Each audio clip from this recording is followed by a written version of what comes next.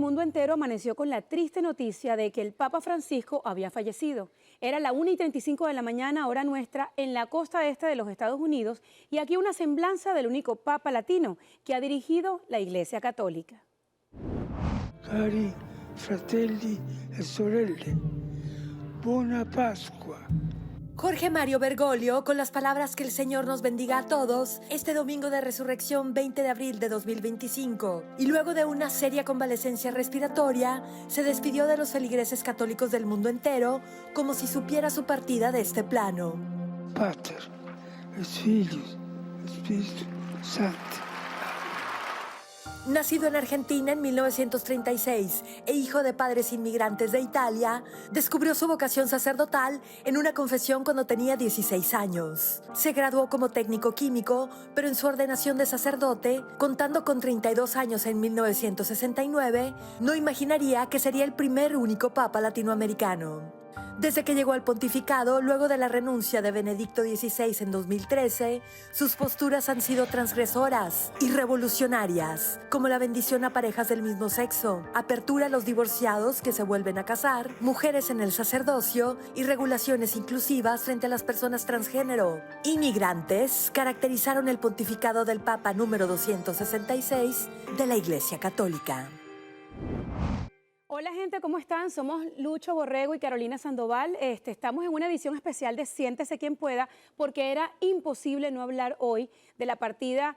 Tal vez ya sabíamos que pasaría del Señor que ha puesto nuestros corazones hoy a llorar, que es el Papa Francisco. Un hombre que nos demostró que era un hombre del pueblo, un hombre normal. Y Lucho, desde la madrugada, yo al leer lo que tú pusiste, que fuiste uno de los primeros que comunicó la historia, yo dije, es verdad que sabíamos que un hombre ya tan enfermo iba a partir, pero sentíamos como feíto, ¿verdad? Sí, claro, es que al ser católicos practicantes, y no solamente las personas que son católicas practicantes, sino también el tener el primer y único papa latinoamericano, ha hecho que personas de otras religiones se hayan sentido, y de este hemisferio del mundo, estén conectados, digamos, con lo que fue la imagen de Jorge Mario Bergoglio, una persona que definitivamente lo que hizo para todos nosotros fue habernos hecho madurar y entender un poco más la Iglesia Católica entendida hoy en este siglo XXI. Caro, ¿cómo se dieron los hechos? Bueno, tú sabes que tenemos muchas semanas, yo diría que meses, desde exactamente el 14 de febrero de este año 2025,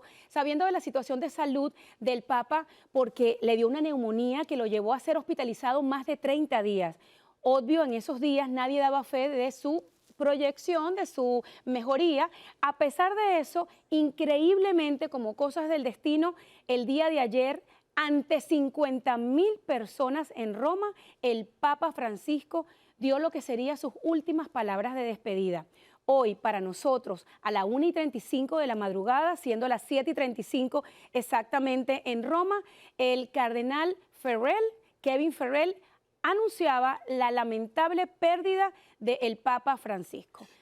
Y yo te digo una cosa, cuando el cardenal camarlengo, que es Kevin Farrell, como bien lo estás diciendo, Carolina, dio esas palabras tan sentidas, ¿qué nos hubiéramos imaginado nosotros que después de 37 días de estar en el Hospital Gemelli de Roma, donde muchas personas, y de hecho nosotros estuvimos aquí muchas veces en Siéntese quien pueda, alertas de que el final o los días finales o las horas finales del Papa Francisco se iban a dar en algún momento, no fue así, al punto que estaban diciendo, si ya pasó estos momentos tan complicados, una persona que le faltaba un pulmón, que fue operado cuando tenía 21 años de edad, le quitaron una parte del pulmón, que tenía afecciones respiratorias y que eso fue lo que lo llevó al hospital en los últimos 37 días de su vida, pues yo creo que ya todo el mundo estaba diciendo, ya salió adelante de esto. Su hermana María Elena, viajó de Argentina a cuidarlo. No sabíamos nosotros, yo por lo menos no sabía que de esa familia tan grande, la familia Bergoglio, solamente le quedaban 2 hermanos. Una de ellas, su hermana María Elena, estuvo cuidándolo, pero ella vio que la recuperación de su hermano Jorge Mario, porque no le decía ni Francisco, ni Don Papa, ni nada de eso, sino decirle Jorge Mario, iba para adelante. Pero esas palabras de ayer, cuando él estaba pidiendo, oren por mí, Ay, Dios mío. él ya estaba diciendo, me estoy despidiendo. Pero fíjate que así sería la vida de un hombre que fue tan claro y tan abierto con su manera de pensar, que no le importaban las críticas. Creo que lo que nos enseñó a quienes tal vez somos bastante reaccionarios es que cuando había controversias relacionadas con su vida, su mejor respuesta era el silencio. Eso cuando lo leí traté de internalizarlo, porque durante todos estos días, en medio de tanta noticia que iba relacionada con su salud, el día de ayer, como regalo de Dios, le permitió, yo creo que todo esto que él hizo durante toda su vida, despedirse en un día tan importante para la Iglesia católica, el día de Pascua, y lo hizo con un esfuerzo increíble. Es verdad que muchos pensábamos, Dios mío, se va a desmayar, pero miren cómo es la vida, logró dormirse, es verdad, se despertó en la madrugada de nosotros y le dijo adiós al mundo el 21 de abril. Mira, te digo, es una cosa muy determinante también para la feligresía católica, las personas que creen, digamos, en la Santa Iglesia Católica. Y el año 2025 fue proclamado por el Vaticano un año de indulgencia plenaria. ¿Qué quiere decir eso? Que una persona que está en uno de los lugares santos y pide por la paz del mundo y comulga, ese día va directo al cielo. Y él lo hizo ayer, él pidió por la paz del mundo en un lugar sagrado como es la iglesia de San Pedro, la catedral de San Pedro, y él pidió por la paz del mundo. En ese momento él estaba mostrándole al mundo esas directrices que había dicho al principio de este año, cuando estaba diciendo el año 2025 es un año de indulgencia plenaria. Increíble, Lucho, y mucha gente se está preguntando desde ya, y yo creo que en nuestro programa no existía una persona más informada y más capacitada para hablarnos de esto que no fueras tú. Todo el mundo quiere saber qué está pasando ahora en Roma, cuántas personas de pronto de lo que son las autoridades hasta eclesiásticas han asistido ya. Tengo entendido que el cónclave empieza a funcionar inmediatamente en el mismo instante que el Papa fallece. Ya tengo entendido que muchas de las autoridades se encuentran allí, pero hay que cumplir con cierto protocolo en la despedida del Papa. Tú exactamente que has vivido esto en otras partidas, estabas más joven, de otros papas, ¿qué nos puedes contar? Me han tocado 3 papas, a ver, Pablo VI fue mi primer papa, segundo papa Juan Pablo I, Juan Pablo II, Benedicto XVI, llevamos 5 papas, Carolina. El protocolo, Lucho. El protocolo. A ver, te voy a decir, lo que pasa es que con el Papa Francisco, él fue tan reaccionario, fue una persona tan atípica a los protocolos del Vaticano, que muchas de las cosas que estamos intuyendo que va a pasar, donde estas próximas 72 horas son distintas. son 3 semanas. A partir del momento que muere el Papa, son 3 semanas para que llegue ya el cónclave. O sea, de aquí a 2 semanas ya están reuniéndose todos los cardenales que están viajando, como bien lo estabas diciendo, de diferentes partes del mundo, los cardenales papables. ¿Qué quiere decir papables? Que llegan desde los 62 años aproximadamente hasta los 80 años de edad. O sea, después de los 80 años puedes tú ser cardenal, tú puedes ser, pero no tienes... No tienes la habilidad de calificar para ser el próximo papa por obvias razones. Puedes votar, pero no puedes ser votado por ti. Entonces, eso es lo primero que va a pasar. Que eso sí, digamos, desde el protocolo del Vaticano sí se va a dar. Ahora, ya las exequias y toda esta pompa y este reconocimiento, muy seguramente jefes de Estado de todas partes del mundo estarán ahí, muy seguramente, pero él ha pedido diferentes cosas que demuestran la humildad. Recordemos que desde que él se vuelve papa, desde el año 2013, él toma posturas muy del pueblo, muy humilde. Eso es importante señalarlo, porque el Papa Francisco, de hecho, que hasta decidió utilizar su ropa diaria distinta a la que otros papas habían utilizado. Pidió tener su propia cruz con la que toda la vida había sido sacerdote y cardenal. Es importante también decir que no era el típico papa que se trasladaba en carros lujosos. Una de las cosas que debemos recordar es que cuando visitó Estados Unidos solicitó no ser trasladado en esas grandes camionetas por el tema de la conservación del ambiente. Entonces, basados básicamente en cosas que lo definían como ser humano, más allá del cargo que representaba, estamos intuyendo, somos aquí unos humanos corrientes, que dentro de lo que él pidió debían haber estado cosas muy especiales, dignas del cargo que representaba, pero bajo su humildad. Bueno, precisamente con base en la humildad del Papa Francisco, empecemos con el nombre de Francisco. Sí. Él, aunque no fue franciscano, él era jesuita, él eligió el nombre de Francisco, haciendo alusión a este santo de Asís, San Francisco de Asís, que proclamaba siempre la humildad y siempre estar a favor de los pobres. Entonces ya a partir de ese momento ya se están diciendo cosas como por ejemplo que él no va a ser enterrado o sus restos no van a estar en la Catedral de San Pedro. Él ya pidió estar en otro lugar. Eso sería realmente revolucionario porque tengo entendido que no ha existido un solo papa que no sea ya puesto, luego de que ya partió de este mundo, dentro de lo que son todas las exequias, ¿verdad?, en el propio Vaticano. Se supone que así va a ser. Él está también, o dentro de las cosas que se han dicho en las últimas horas, es precisamente que ese ataúd no va a estar abierto. Se suponía que cuando un papa fallece y pues hay todo este cortejo y todas estas situaciones, la imagen del papa es exhibida. Él aparentemente ya habría dicho que él no quiere estar exhibido de esa forma, el cajón va a estar cerrado, como también en algún momento cuando él entró al pontificado en el año 2013, él dijo que si en algún momento su salud llegara a fallar, ya él tenía una carta de renuncia que ya estaba lista, de hecho, que sacó, digamos, adquirió más trascendencia cuando él estaba hospitalizado en Gemelli. Recuerdo que fuiste uno de los primeros dentro de nuestro programa que lo señaló, porque él siempre se preparaba como 2 pasos más hacia adelante de lo que estaba viviendo. Eso era lo que lo hizo distinto y valdría la pena recordar anécdotas importantes dentro de lo que fue este papado que duró 12 años. Ustedes sabían que cuando el Papa fue tomado como tal, él dijo, mi papado va a durar 4 años. Fíjate que la vida lo sorprende dándole la oportunidad de ser 12 años papa y de serlo de una manera muy particular.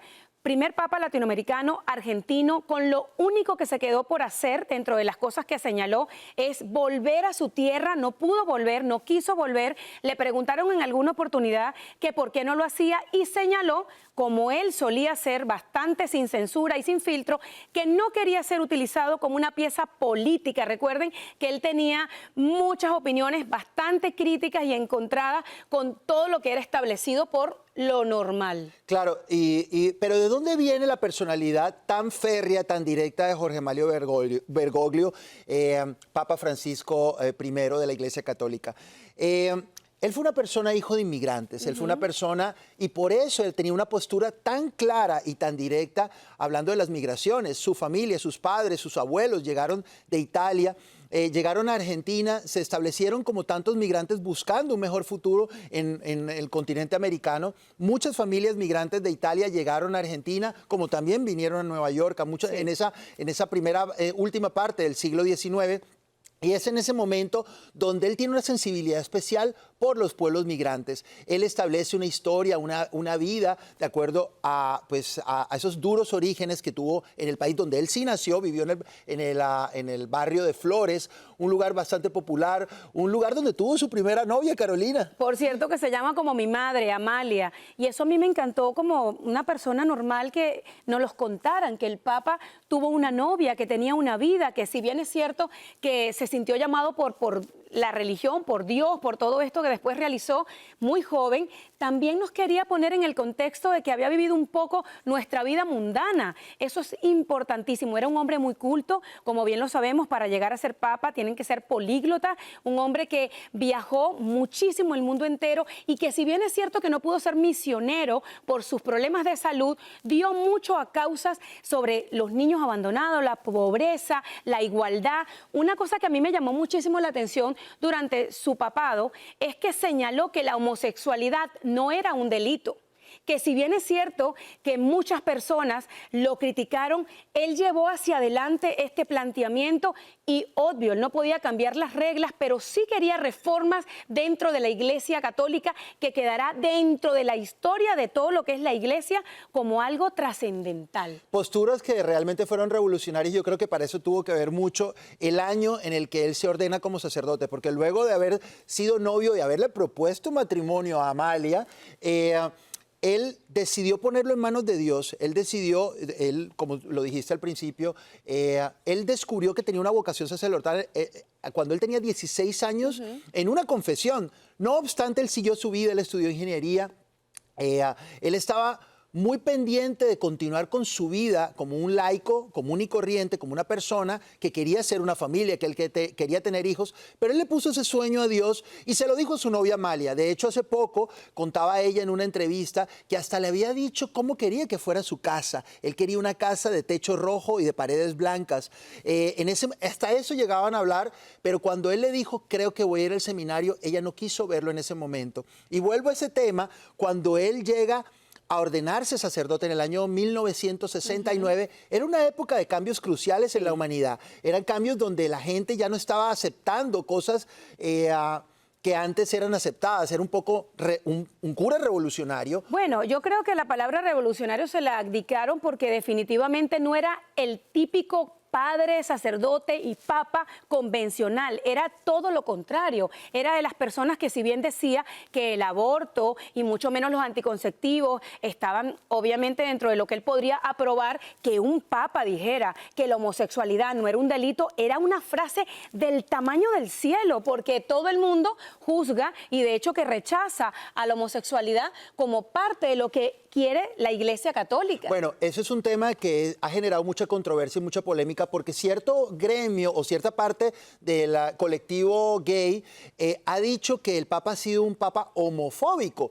No es que haya, pero por otra parte hay personas que dicen, pero ¿cómo si es un Papa homofóbico, él permite la bendición de parejas del mismo sexo?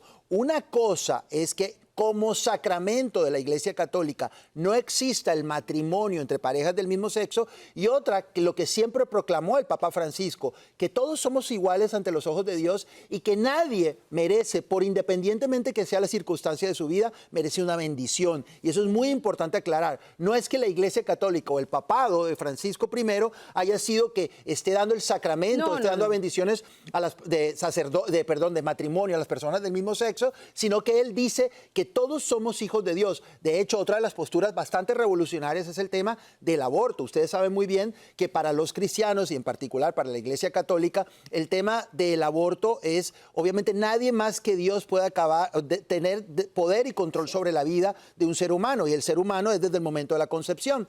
El Papa Francisco, no obstante, con las personas, con las mujeres que se han sometido a esta práctica, por independientemente que sean las circunstancias de su vida, él siempre dijo, hay que entender las circunstancias que esa persona, esa mujer, la llevó a esa decisión difícil. No es que esté aceptando el aborto como tal, pero sí tratar de entender los porqués de esa persona, las difíciles circunstancias de estas personas. Eso lo puso como más humano, Lucho, porque él lo que decía es que él no quería juzgar a nadie, que vuelvo a la premisa, es verdad que el aborto no está permitido por la Iglesia Católica, pero sin embargo, él lo que decía es que podían tener la absolución luego de una confesión de tal pecado. No le quitaba la palabra de pecado, pero sí le daban la absolución. Es importante también señalar que dentro de las cosas que el Papa tuvo que vivir, Lucho, momentos álgidos con el tema del abuso dentro de la Iglesia. Muchas personas lo criticaron en algún punto cuando en una investigación realizada a uno de los sacerdotes de mayor rango, creo que uno de los de Estados Unidos, él en el primer inicio de la investigación no dio su resolución y luego de que fue investigado a fondo, tuvo que sacarlo de la Iglesia. Es que son temas que ha estado expuesto, ha estado obviamente como jerarca, como máximo jerarca de la Iglesia Católica, el Papa Francisco estaba obligado a hablar estos temas de los abusos de los sacerdotes. Pero otra de las cosas que lo han puesto también, o que pusieron en el pontificado de Francisco I, es precisamente el hecho de la migración. Como te dije hace un momento, él era bastante cercano al tema de los migrantes por su misma situación y paradójicamente, aunque de las últimas visitas que tuvo en el Vaticano fue precisamente el vicepresidente de los Estados Unidos, aún estando él ahí, él fue claro y concreto, decir que no le gustaban las posturas con referencia a los migrantes que tiene el mandato del presidente Donald Trump. Ahí me voy a detener un poquito porque fue uno de los que no tuvo ningún problema en decir cuando Donald Trump en su primer mandato, en efecto, quería construir este puente, este muro tan llamado, tan mencionado, él se quejó, él criticó eso, él dijo que no podía ser y muy pocos se atrevían a llevarle la contraria y él siendo papa no solamente ni lo pensó, sino que a favor de todas las personas que en Estados Unidos, mexicanos y de otras partes, vivían ese miedo en ese momento, él los quería siempre defender y arropar con sus palabras, con sus acciones, porque más allá de una opinión, no pasó. Un papa transgresor, un papa directo, un papa único, un papa que no quiso ser papa, Carolina. Tú podrías creer que cuando... Lo menos que quería en su vida era ser papa porque no le gustaba la popularidad ni la fama. Y mira, yo recuerdo, yo estuve en algún momento cuando él era obispo, yo estuve en la Catedral de Buenos Aires, yo presencié una misa del Papa cuando era simplemente el cardenal Jorge Mario Bergoglio. Nunca le di la trascendencia, la importancia de eso. Mi hermana vivía en Argentina en ese momento, yo fui a visitarla con mi mamá. Fuimos, y lo que me llamó la atención, que después quise verlo como papa, nunca pude, estuve muy cerquita, estuve una vez, fui en el año 2023, ya trabajando aquí en Siéntese Quien Pueda, pedí un permiso porque mi familia había pedido una audiencia con el Papa. Fuimos y ese día estaba enfermito, solamente se asomó en su silla de ruedas, no tuvimos la oportunidad de estar muy cerca de él, pero lo más importante de esta reflexión que estoy haciendo, Caro, es precisamente el hecho de que cuando él lo llaman para el cónclave, cuando había renunciado Benedicto, él era el siguiente que quedaba en votaciones, en puntajes de votaciones. Hagan de cuenta, el cónclave es cuando cada uno de los cardenales que están recluidos en la Capilla Sixtina comienza cada uno a votar. Jorge Mario Bergoglio de Argentina era uno de los que tenía votaciones más altas. Y él tenía miedo en ese momento. Por su calidad humana, por su sensibilidad, por su cercanía con tanto. Y Lucho, ¿sabes algo? Empiezan a salir los futuros nombres de las personas que están posibles para ser el próximo papa. Permíteme, antes de que sigamos con eso que es súper importante, él tenía miedo de que fuera electo. Fue elegido Benedicto, y cuando Benedicto estaba pasando por ese momento que ya no quería continuar, Benedicto XVI fue desde el 2005 hasta el 2013. Cuando le llega el rumor a Jorge Mario Bergoglio en Argentina que Benedicto iba a renunciar y Benedicto lo manda a llamar, ay, bendito, él dijo, ya de aquí no hay otra. Y él le pidió, ellos estuvieron reunidos en Santa Marta, que es donde estaban, el lugar donde... ¿En tu país? No, en Santa Marta, ya me el había castillo de Santa asustado, Marta. bueno, Ojalá hubiera estado en mi país. Imagínate. Bueno, lo que les quiero decir es que en ese momento ya el Papa Francisco sabía que se le venía esa realidad. Él agarra sus maleticas y nunca más regresó a Argentina. Él se quedó, él viajó en clase económica, él siempre se quedaba en un hotelito muy cerquita creo que yo estuve en ese hotel también. Somos tan vanidosos y un hombre tan importante era tan terrenal que bueno. Bueno, ahora, ¿quiénes son los papables, Carolina? Bueno, esto salió hace una hora y es importante señalarlo porque ahora es cuando empiezan no solamente las especulaciones, sino los posibles nombres. Y dicen que el cardenal Matteo Zuppi de Italia podría ser uno de los que están catalogados para llevar el título del Papa. También está cardenal Pietro Parolin, todos de Italia. De Filipinas está cardenal Luis Antonio Tagle. De Hungría, el cardenal Peter Erdo. De Ghana, el cardenal Peter Turson. El cardenal de los Estados Unidos, Raymond Leo Burkle. Y de Guinea, el cardenal Robert Sara. Imagínate que me voy a detener en el último, que es un papa, posible papa, cardenal Robert Sara, que sería uno de las listas, al igual que el cardenal Peter Turson de Ghana, dos de los cuales han sido señalados durante años como el posible finalmente papa afroamericano. Es importante señalar que dentro de los mitos y creencias de la iglesia siempre se ha señalado como la raza o yo diría que hasta algo muy de forma hiriente el color de la piel, cosa que es terrible. Dos de los que están próximos a ser llamados para que fueran papables son afrodescendientes. Bueno, les quiero decir lo siguiente, que eso es el cúmulo de, digamos, de los mitos urbanos que siempre están diciendo que el que se va a llamar Pedro I y que va a ser afrodescendiente podría ser el último papa de la Iglesia Católica. Señores, recordemos que todo hace parte de los mitos urbanos.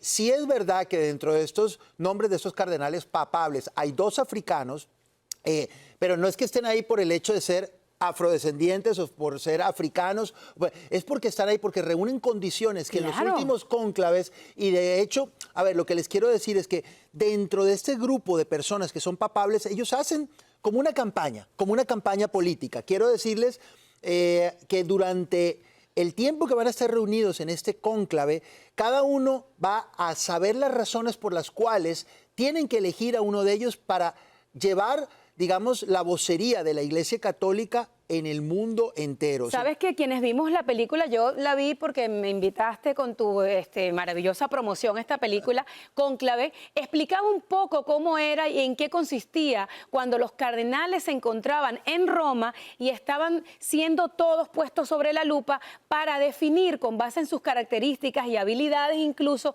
quién estaba listo para representar a la Iglesia Católica. En este momento, aunque no lo crean, y antes de que ya empiecen las exequias del Papa Francisco, ya todos y cada uno de los que mencionamos están siendo revisados, analizados por ellos mismos para saber quién podría llevar el título del próximo Papa. El parteaguas también que ha sido tener un papa latinoamericano precedido por un papa alemán también nos indica que en su gran mayoría de los 266 papas de la Iglesia Católica, en su mayoría todos son italianos. Sí. Hay que tener en cuenta que Karol Wojtyla, el Papa Juan Pablo II, que era de Polonia, el Papa Benedicto XVI, el Cardenal Ratzinger, era de Alemania, y Bergoglio, que era de Argentina. No son muchos los papas que son de otros países del mundo. Se dice también que si tuvimos un buen pontificado con un papa latinoamericano,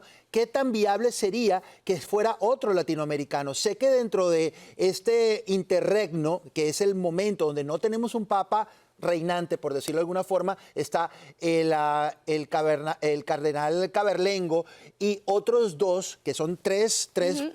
Hay uno que es de Venezuela.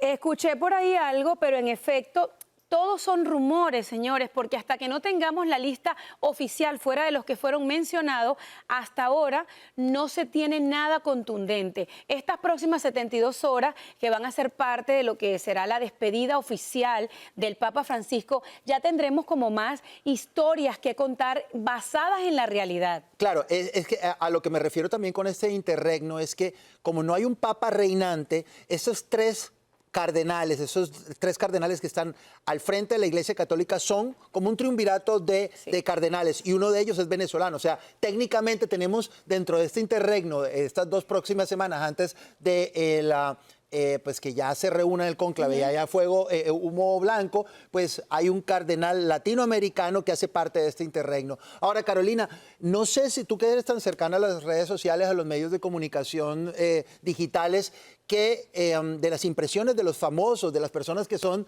de objeto constante de nombramiento aquí en nuestro programa, ¿quién está impresionado que haya puesto algún mensaje para el Papa? Mira, yo te quiero contar que nunca antes, yo sé que ustedes pensarán que cualquier noticia de las que nosotros a diario damos, desde los más profanos hasta los más profundos y divinos, ha sido tanta tendencia. Desde esta mañana, todas las redes sociales del mundo entero han hecho viral la noticia de la muerte del Papa Francisco. Y, por supuesto, una de las primeras figuras que no podía salir fuera de esta lista que vamos a mencionar es María Celeste Arrarás, una mujer que señaló lo siguiente: adiós Francisco, nuestro Papa hispano, tan compasivo, amante de los animales. Por eso escogió Francisco como Francisco de Asís. Nunca olvidaré tu mensaje. Hay que luchar contra la globalización de la indiferencia.